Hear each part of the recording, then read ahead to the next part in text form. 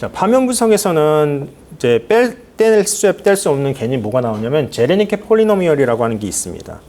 자, 이 제레니케 폴리노미얼을 갖다가 얘기를 하기 위해서 한번 얘기를 해보자면은, 자, 저기 지금 화면에 보시는 저 분 같은 경우에는 세포 내의 구조를 갖다가 연구하기 위해서 위상차 현미경이라고 하는 걸 처음으로 발명한 네덜란드의 물리학자인 프리츠 제레니케라고 하는 박사입니다.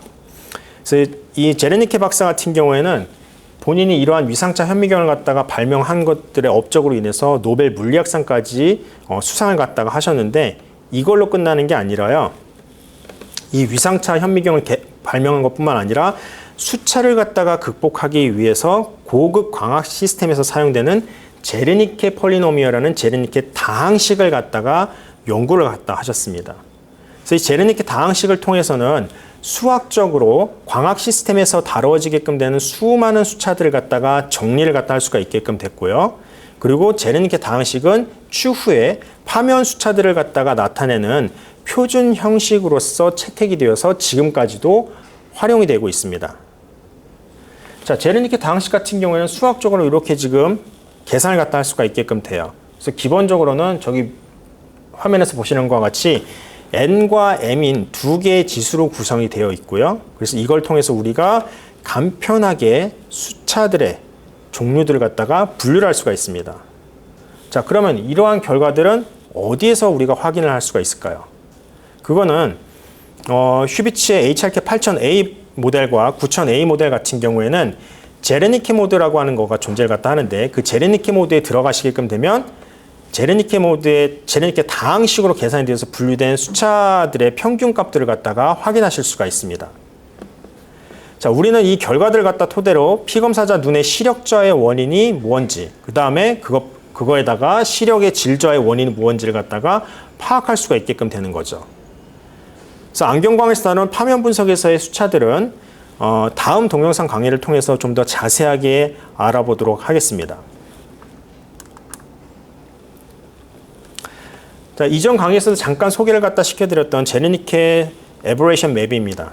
컬러 맵을 갖다가 지금 보면 이 컬러 맵은 조금 더 지난 시간이랑 다르게 좀 더 첨언을 갖다 해보자면은, 이 컬러 맵에서 표현한 것들은 RMS 값들을 2차원적인 컬러 맵으로 변환시켜서 표현한 것들이라고 보시면 됩니다. 그래서 지난 시간에도 말씀드렸다시피 동공 직경 내에서의 굴절력의 다양한 분포도를 갖다가 우리가 알 수가 있게끔 되는데, 그걸 RMS 값으로서 계산한 값들을 우리가 이렇게 컬러 맵으로서 확인할 수가 있게끔 되는 거죠. 그래서 이 제레니케 에버레이션 맵을 통해서 주어진 동공 직경 내에서 수많은 굴절력 지점들을 갖다가 황반부 중심 오목과 그 다음에 최소 착란원 내에서 만들어지는 수차의 패턴들을 갖다가 보기 쉽게끔 나타내 줄 수가 있습니다. 그래서 이러한 제레니케 에버레이션 맵은 우리 눈에 광학적인 단점들을 갖다 직접적으로 확인시켜 줄 수 있는 매우 중요한 단서를 제공한다라고 볼 수가 있죠.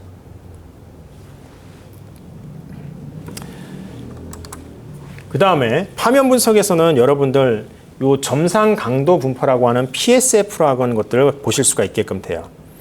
이 점상 강도 분포라고 하는 거는 아주 작은 점이 우리 눈의 광학계를 갖다가 통과한 다음에, 아주 작은 불빛이 우리 눈의 광학계를 통과한 다음에 망막의 결상면에 상이 맺힐 때의 현상을 설명해 주는 용도로 사용이 됩니다. 그래서 이상적으로는 아주 작은 불빛이 우리 눈의 광학계를 통과한 다음에 망막의 결상면에 아주 작은 점으로서 상을 갖다가 맺어야 되겠지만, 실제로 우리 사람 눈에서는 아주 작은 점으로서 망막의 중심 오목에 결상한다는 게 굉장히 어렵다라고 얘기를 갖다 했었죠. 그 이유가 지난번에도 말씀드렸다시피 우리 눈의 수차 그리고 빛의 회절 형상, 이러한 것들이 관여를 하기 때문에 분명한 거는 하나의 작은 점으로서 결상을 하는 거가 어렵다라는 겁니다. 그래서 이 수차가 있다라고 하는 거는 아주 작은 한 점의 광원에서 나온 빛이 망막의 중심 오목에 정확하게 맺히는 게 아니라 그 주변으로 퍼지게 된다라는 것이죠. 그리고 파동의 성질을 갖다가 갖고 있는 빛의 그 회절 현상으로 인해서 우리 눈의 광학계를 통과한 빛들이 직진을 갖다가 하다가 동공이라고 하는 그 구멍을 갖다가 통과할 때 동공 가장자리를 갖다 통과하는 빛들이 그 부분에서 부채꼴과 같은 형태로 넓게 퍼져나가는 현상인 회절 현상이 나타나게끔 됩니다. 따라서 이 PSF는 한 점이 광학계를 통과해서 상을 맺을 때 어떻게 그리고 얼마만큼 퍼져서 상을 갖다가 맺게끔 되는지 그 회절무늬 상을 갖다가 제공을 갖다 해주는 겁니다. 자, 그런데 여기서 한 가지 착각해서 안 되는 것이 있습니다.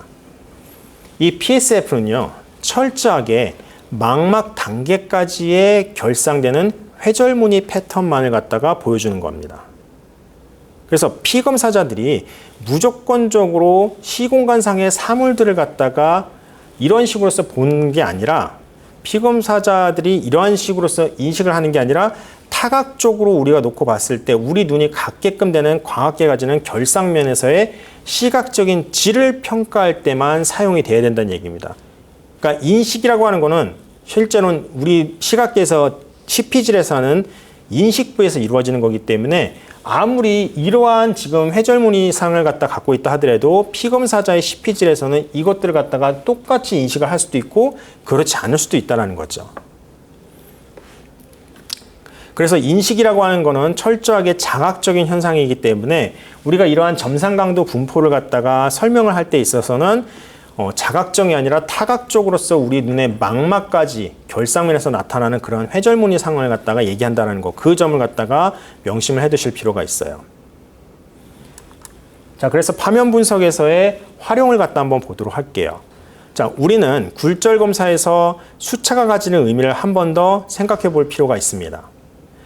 굴절 검사에서 이런 수차를 갖다가 고려를 한다면은 정상 시력에 해당되는 6x6인 1.0이 나온다 하더라도 선명하게 보이지 않는다라고 하는 피검사절의 증상에 대한 원인을 갖다가 어느 정도 파악할 수가 있기 때문에 기존의 디옵터 베이스드의 굴절 검사의 한계를 갖다가 극복할 수가 있는 기회를 가지게끔 되죠.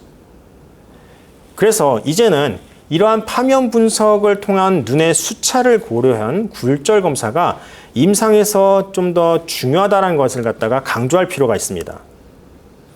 하지만 현실적으로 사람 눈의 수차를 갖다 모두 다 제거하는 것은 거의 불가능에 가깝습니다. 그래서 안경이나 컨택트 렌즈로 모든 수차를 갖다가 보정할 수가 있다면은 최고의 망막상을 갖다가 제공할 수 있어서 좋겠긴 하겠지만 안경 같은 경우에는 피팅 상태에 따라서 그리고 안경 렌즈를 갖다 통해서 보는 그 시선의 위치에 따라서 유기적으로 수차들을 갖다가 컨트롤해야 되는데 이것이 현재 지금 기술로서는 불가능합니다. 컨택트 렌즈 같은 경우에는 렌즈와 눈물막과의 관계 그리고 렌즈의 움직임 이러한 것들로 인해서 마지막으로 우리 눈의 모든 수차들을 갖다가 컨트롤하는 것이 상당히 어려울 수밖에 없는 거죠. 이러한 한계가 있음에도 불구하고 안경 렌즈나 컨택트 렌즈들은 특정 수차들을 갖다가 최소화시키지는 못하더라도 완화시켜 줄 수 있도록 적용하는 것들이 존재합니다.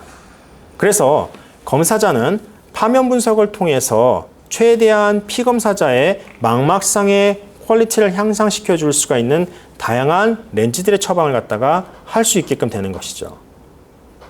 근데 이런 것들이랑 다르게 레이저 각막 교정술 같은 경우에는 파면 분석 결과를 토대로 굴절 이상뿐만 아니라 고위 수차들까지도 최소화시키는 웨이브 프론트 옵티마이즈나 또는 웨이브 프론트 가이디드 라식과 같은 이러한 수술법들이 발달되어 있어요. 하지만 이거는 실제로 그 레이저 각막 교정술을 갖다 받는다 하더라도요, 완벽하게 고위 수차들을 갖다 모두 다 제거하는 것은 실제로는 불가능합니다.